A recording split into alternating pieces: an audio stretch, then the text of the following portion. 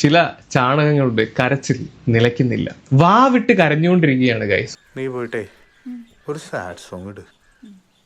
ആദ്യത്തത് നമ്മുടെ KK ഫാമിലിയിലെ കൃഷ്ണകുമാർ.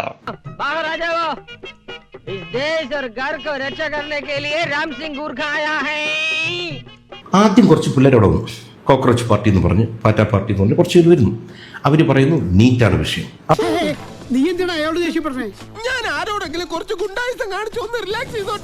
കുറച്ച് കഴിയുമ്പോൾ RSS ആയി, കുറച്ച് കഴിയുമ്പോൾ BJP ആയി, കുറച്ച് കഴിഞ്ഞ് പറയുന്നത് പ്രധാൻ മാത്രം പോരാ, പ്രധാൻ രാജിവെച്ച് കഴിഞ്ഞാൽ അടുത്തതും പ്രധാനമന്ത്രി രാജിവെക്കണം. ചേട്ടാ ഈ കൂടുതൽ ചോദ്യങ്ങൾ ചോദിച്ച് എന്നെ വിഷമിപ്പിക്കരുത്. എനിക്ക് ഈ വേഷം മാത്രമേ ഉള്ളൂ, ക്ഷമിക്കണം. അതായത് ഖുറാനെ വെച്ചിട്ട് അതിന്റെ ഒരു പോയിന്റ് വെച്ചിട്ട് ഇത്രാം തീയതി ഈ മദ്രസ പോകും, അതിന് വേണ്ടിയിട്ടാണ് ഞങ്ങൾ ഇന്ന് മനോരമ റിപ്പോർട്ട് ചെയ്തത് അല്ല വിത്ത് വീഡിയോ. അവിടെയാണ് എന്റെ നറേറ്റീവ് മാറുന്നത്. മൊത്തം ഇത് തന്നെ അവസ്ഥ. ഇയാളെ ഭാര്യ ഉണ്ടല്ലോ സിന്ധു കൃഷ്ണ, കഴിഞ്ഞ ദിവസം ഇൻസ്റ്റാഗ്രാമിൽ 1-2 സ്റ്റോറി ഒക്കെ ഷെയർ ചെയ്യുന്നത് കണ്ടു. അതെങ്ങനെ മനസ്സിലായി? ദണ്ടൊക്കെ പിടിച്ചോണ്ട് നിക്കറൊക്കെ ഇട്ടുണ്ട്, മറ്റേ പരിപാടി പോവല്ലോ, അതിന്റെ ഒരു ഫോട്ടോ ഇവര് ഷെയർ ചെയ്തിട്ട് ന്യൂ എഡ്യൂക്കേഷൻ മിനിസ്റ്റർ എന്ന് പറഞ്ഞു. മലയാളി നായർക്ക് നേപ്പാളി ലഡ്കിയിൽ ഉണ്ടായതാണ്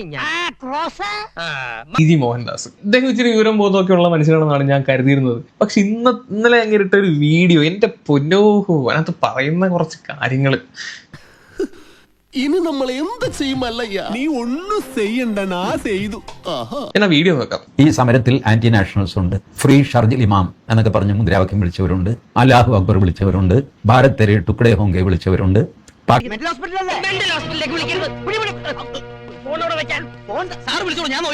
UAPA കേസിലെ പ്രതികൾ വരെ ജന്തർ മന്ദിറിലുണ്ട്, അറിയാം. അവരെ നോട്ട് ചെയ്തിട്ടുണ്ട്, അവരുടെ ഫോട്ടോ എടുത്തിട്ടുണ്ട്, അവരുടെ ഹിസ്റ്ററി ഷീറ്റേഴ്സ് ആണ് അവരെല്ലാം, അവരുടെ ഡീറ്റെയിൽസ് ഒക്കെ കയ്യിലുണ്ട്. 10 പൈസ കയ്യിലില്ലാതെ ഡൽഹിയിൽ നിന്ന് തെണ്ടി തിരിഞ്ഞെത്തിയവനാണ് ഞാൻ.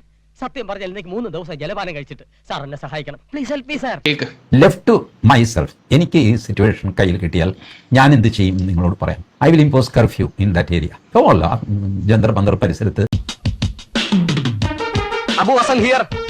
ഏത് നിമിഷം ആക്രമണം ഉണ്ടായേക്കാം, ബി റെഡി. സംശയകരമായ ചുറ്റുപാടി ആരെ കണ്ടാലും മനുഷ്യനും മൃഗമായാലും വിടണ്ട.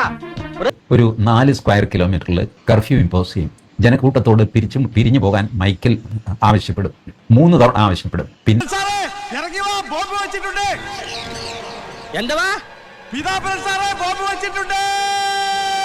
ആവശ്യപ്പെടും, പിന്നെ വെടിവെക്കും. ആളുകൾ ചിതറിയോടും, കുറെ പേര് മരിക്കും,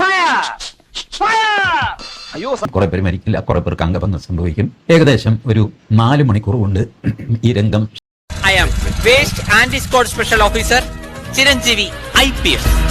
ഞാനിങ്ങനെ ചെയ്യുന്നു, ഇതൊരു സൊല്യൂഷനാണ്. എത്ര സിമ്പിൾ ആയിട്ടാണ് കൊല്ലുന്ന. ഒറ്റ കോള് കൊണ്ട് തെറിപ്പിക്കാൻ പറ്റിയ തൊപ്പിയല്ലിത്.